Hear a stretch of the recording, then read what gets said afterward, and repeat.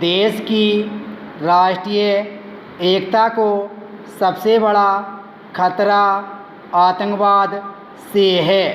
आतंकवाद आज न केवल हमारी बल्कि संपूर्ण विश्व की समस्या है। यह हमारी राष्ट्रीय एकता में बाधक है। आज हमें पंजाब, नागालैंड, झारखंड आदि में जो समस्याएं देख रहे हैं वह इसी आतंकवाद की देन है।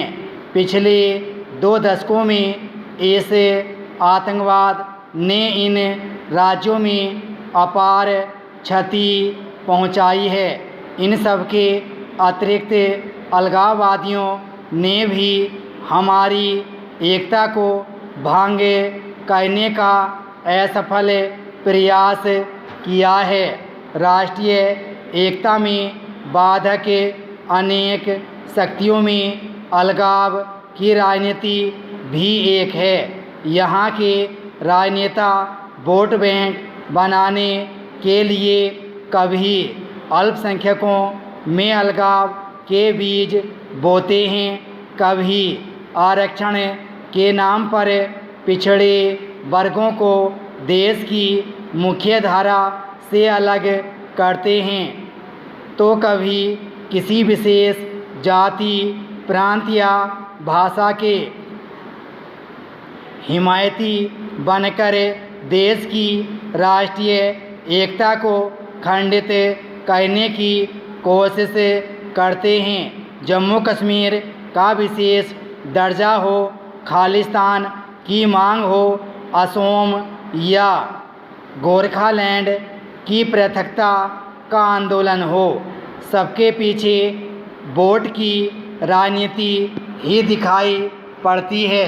इस देश के हिंदू, मुसलमान, सिख, ईसाई सभी परस्पर प्रेम से रहना चाहते हैं, लेकिन भ्रष्ट राजनेता उन्हें बांटकर अपना उल्लू सीधा करने में जुटे रहते हैं। इन समस्याओं के समाधान का उत्तरदायित्व मात्र राजनेताओं अथवा प्रशासनिक अधिकारियों का ही नहीं है। इसके लिए तो संपूर्ण जनता को मिलजुल कर प्रयास करना होगा।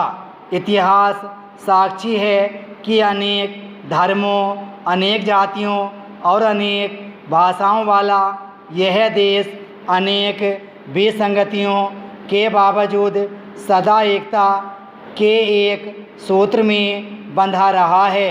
यहाँ अनेक जातियों का आगमन हुआ और वे धीरे धीरे इसकी मूल धारा में विलीन हो गईं।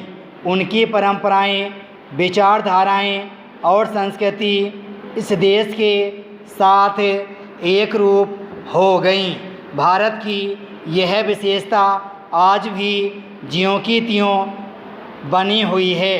भारत के नागरिक होने के नाते हमारा कर्तव्य है कि हम इस भावना को नष्ट न होने दें, वरन इसको और अधिक पुष्ट बनाएं। यदि हमारा देश संगठित है तो विश्व पटल पर इसे बड़ी शक्ति बनने से कोई नहीं रोक सकता।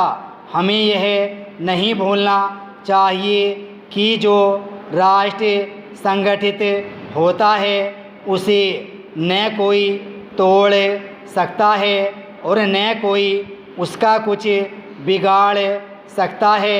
वह अपनी एकता एवं सामूहिक प्रयास के कारण सदा प्रगति के पथ पर अग्रसर रहता है।